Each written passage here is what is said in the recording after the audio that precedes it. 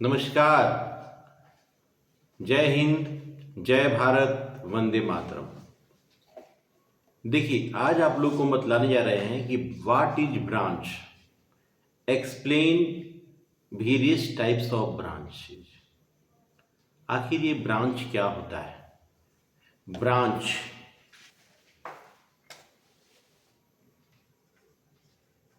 Branch यानी शाखा। ये शाखा क्या होता है? देखिए, जब हम कोई बिजनेस शुरू करते हैं और वो बिजनेस धीरे धीरे मेरा डेवलप करता है, तो मेरी इच्छा होता है कि इस व्यवसाय को और आगे बढ़ाया जाए, डेवलप किया जाए। इसके लिए हमको क्या करना पड़ता है? जगह जगह पे क्या करना पड़ता है? हमको ऑफिस खोलना पड़ता है। जैसे मान लीजिए कोई प्रोडक्ट है, मान लिया जाए कोई प्रोडक्ट है, बाटा। बाटा, जैसे बाटा का नाम सुने होंगे आप लोग। बाटा कंपनी है जो शूज बनाती है, जूता बनाती है और चप्पल वगैरह, स्लीपर वगैरह सब बनाती है। तो बाटा कंपनी अगर एक जगह दिल्ली में इसका हेड ऑफिस है, तो दिल्ली में ही केवल वो अपना बाटा का जूता चप्पल बेच सकती थी। लेकिन वो अपने बिजनेस को ग्रो करवाना चाहती है, अपनी सेल्स को इंक्रीज करना चाहती है, अपनी सर्विस को बढ़ाना चाहती है, सर्विस को भी इंक्रीज करना चाहती है। देन बाटा कंपनी क्या करती है? अलग अलग सिटीज में, वेरियस सिटीज में, वेरियस कंट्रीज में अपने ऑफिस को ओपन करती है, वहाँ से इस प्रोडक्ट को बेचने के लिए। तो इसे हम लोग ब्रांच कहते हैं। इसे हम लोग क्या कहते हैं? ब्रांच कहते हैं। Just like hero company. Hero company bike बेचती है। इसका हेड ऑफिस गुड़गांव, हरियाणा, गुड़गांव दिल्ली के समीप है। अब हीरो कंपनी जो बाइक, जब शुरू शुरू बाइक बनाई, तो उसका हेड ऑफिस हरियाणा रखी। तो हरियाणा से केवल हरियाणा में ही ना बेचा जा सकता था। लेकिन हीरो कंपनी ने ये सोचा कि हमारे बिजनेस को, हमको अपने बिजनेस को ग्रोथ करना है।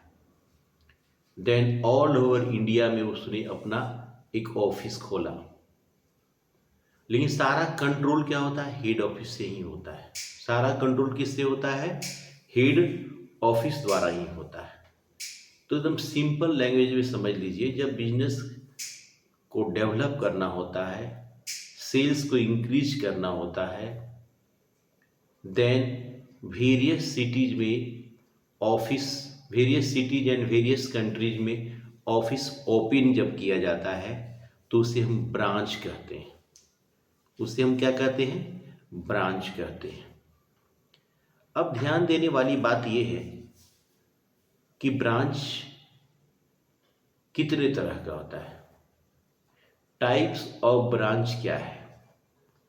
तो टाइप्स ऑफ ब्रांच पे आते हैं।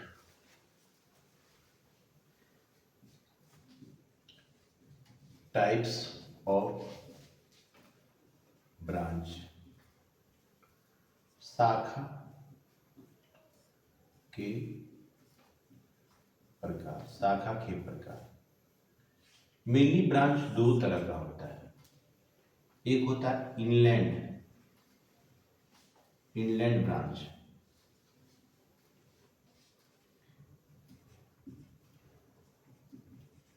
एक होता है फॉरेन ब्रांच। एक होता है फॉरेन ब्रांच, एक होता है inland branch. Two types of branch. एक होता है इनलैंड ब्रांच और एक होता है फॉरेन ब्रांच। अगर देश के भीतर ब्रांच है, अगर देश के अंदर ब्रांच है, मतलब हमारे देश की, हमारे with in, branches open with in a country, मतलब कंट्री के भीतर में अगर हम ब्रांच को अगर खोले हुए हैं, तो उसको हम लोग बोलते हैं इनलैंड ब्रांच। उसको हम लोग क्या कहते हैं? Inland branch. इसको देसी शाखा भी कह सकते हैं। और जब ये ब्रांच हम अपने देश से बाहर खोलते हैं, आउटसाइड ऑफ इंडिया, देन इसे हम कहेंगे फॉरेन ब्रांच। इसे क्या कहेंगे हम लोग? Foreign branch. इनलैंड ब्रांच क्या होता है? अपनी कंट्री के भीतर में।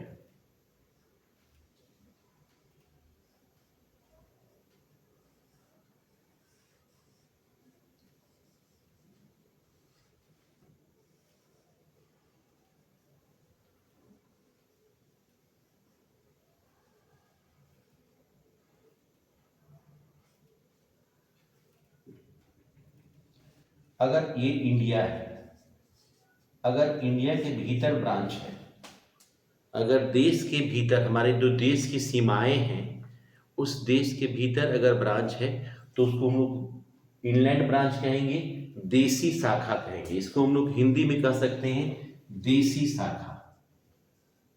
देसी शाखा। लेकिन अगर मान लिया जाए कि इंडिया के बाहर अगर हम खोलते हैं, जैसे यहाँ पे इधर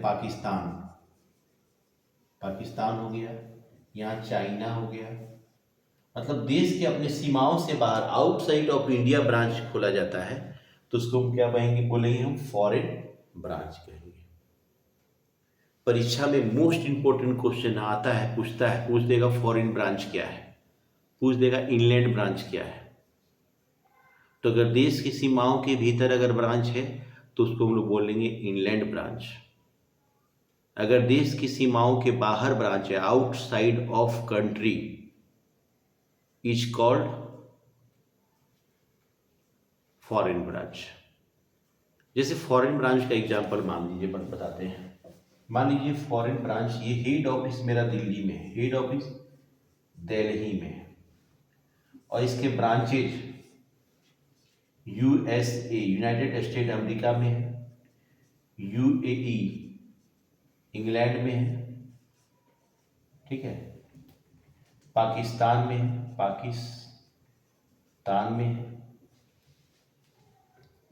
चाइना में है, जापान में है, रसिया में है। तो यह क्या होगा? ये हमारा हेड ऑफिस दिल्ली में है, दिल्ली हेड ऑफिस है, और इसके ब्रांचेज कहाँ हैं? जापान में है, अमेरिका में है, इंग्लैंड में है, फ्रांस में है, रूस में है। तो देन ये फॉरेन ब्रांच कहलाएगा, विदेशी ब्रांच कहलाएगा। ऐसा भी हो सकता है कि मान लीजिए हेड ऑफिस मान लीजिए मेरा इंग्लैंड में है और इसके ब्रांचेज दिल्ली में है, दिल्ली में है, पाकिस्तान में है, चाइना में है, यूएसए यूनाइटेड स्टेट अमेरिका में है, कनाडा में है,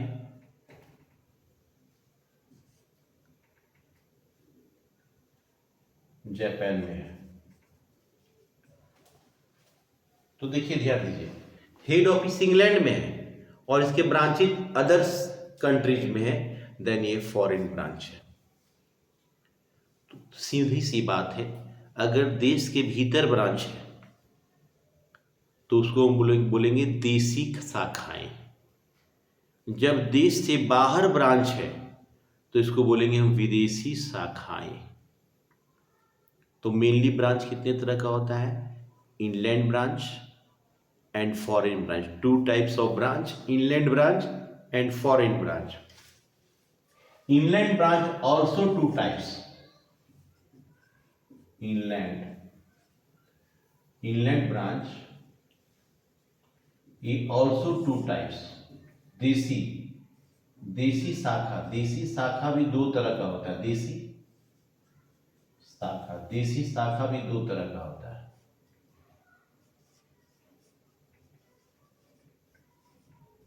डिपेंडेंट ब्रांच, इसको हिंदी में बोलते हैं आश्रित शाखा।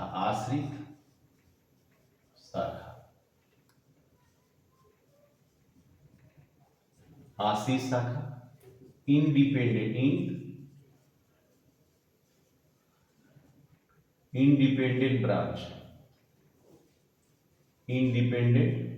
ब्रांच। इसको बोलते हैं स्वतंत्र स्वतंत्र शाखा। अब ध्यान दीजिएगा, इनलैंड ब्रांच क्या होता है। इनलैंड ब्रांच भी दो तरह का होता है। इनलैंड ब्रांच भी दो तरह का होता है। एक होता है डिपेंडेंट ब्रांच, एक होता है एक होता है इंडिपेंडेंट ब्रांच। आश्रित शाखा और स्वतंत्र शाखा। जरा समझिए, सबसे पहले मान लीजिए कि अभी आप लोग स्टूडेंट हैं, तो अपने माता पिता के पे आप डिपेंड हैं। माता पिता ही ये तय करते हैं कि क्या आपको खाना है, क्या पहनना है, कहाँ जाना है, कहाँ घूमना है, कहाँ बैठना है। अपने माता पिता के आप कंट्रोल में रहते हैं, तो आपको कहा जाएगा आप आश्रित हैं, डिपेंडेंट हैं अपने माता पिता पर। माता पिता ही बताएंगे कि क्या पहनना है आपको, कैसे रहना है, कैसे क्या करना है। मतलब अपने माता पिता के अंडर में ही आप सारे काम को कर रहे हैं। देन आप डिपेंडेंट हैं अपने माता पिता पे। लेकिन जब मान लीजिए आप पैसा कमाने लगिएगा, नौकरी करने लगिएगा,